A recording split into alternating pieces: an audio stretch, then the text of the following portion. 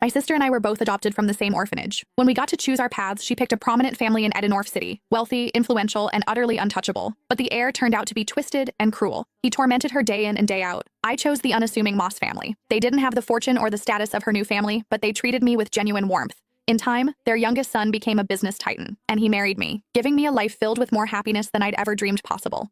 Consumed by jealousy, my sister secretly strangled me. But when I opened my eyes again, I found she had shamelessly stolen the life I'd built, this time, choosing the Moss family for herself. "Carmen," she sneered, "now it's your turn to suffer." I almost laughed out loud. Did she think the Moss heir was some simple jackpot? I opened my eyes on the very day my sister Hazel and I were to be chosen for adoption. "I'm very obedient, and I can do all the housework. Please pick me," Hazel simpered, putting on a show of perfect innocence, as she clutched the hand of Brad Moss, the Moss family's youngest son. So, she was a reborn too. "Girl," said a refined woman, her voice cool with confusion. "I thought you said you liked our family." She was Alexander Morland's mother. The Morlands were the first family of Edenorf's elite, though the heir himself, Alexander, was nowhere to be seen. "I changed my mind," Hazel retorted, shrinking behind Brad as if he were a human shield. "Is that a crime?" Mrs. Morland's face tightened. "Such a fickle child is unworthy of the Morland name." Then her gaze softened as she turned to me. "You seem like a good girl. Come with me. We have a son at home you'll like." I simply nodded and took her outstretched hand. A triumphant gleam flashed in Hazel's eyes, as if she'd just won a great victory. But she had no idea. While everyone feared Alexander's eccentricities, I was far more terrified of Brad, a guy as cold and venomous as a snake. In my last life, I had spent years desperately trying to escape his grasp. This time, she had unknowingly done me the biggest favor imaginable.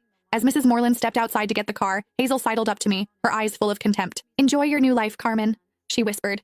"This time, you're the one who will suffer." I didn't even bother to reply. Her gloating was nothing more than a clown's performance.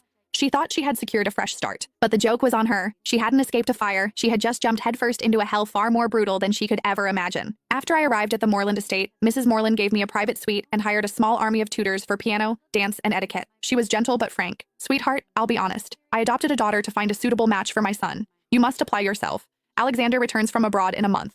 If he takes a liking to you, your future will be secure. Remember, the entire Morland legacy will be his one day." I knew from my last life that Alexander had felt nothing but disdain for Hazel, and her time here had been miserable. I didn't dare hope the cold, aloof heir would favor me either. I needed my own plan for survival. A month later, the Morlands held a grand ball to welcome Alexander home. The elite of Edenorf were all there, including the Moss family, due to their close business ties. Across the glittering ballroom, Hazel spotted me immediately. Dressed in a virginal white gown, she glided over, her smile as sharp as a knife. "Enjoy the party, Carmen," she whispered. "Tonight will be the most humiliating night of your life." I remembered this banquet well from my last life. It was when she had first met Alexander. He had taken one look at her, frowned in disgust, and told her to get lost in front of everyone. She had shamelessly clung to him, declaring herself his future wife. He had kicked her away without a second thought, but I was reborn too. I knew how her story ended, and I had already charted a different course.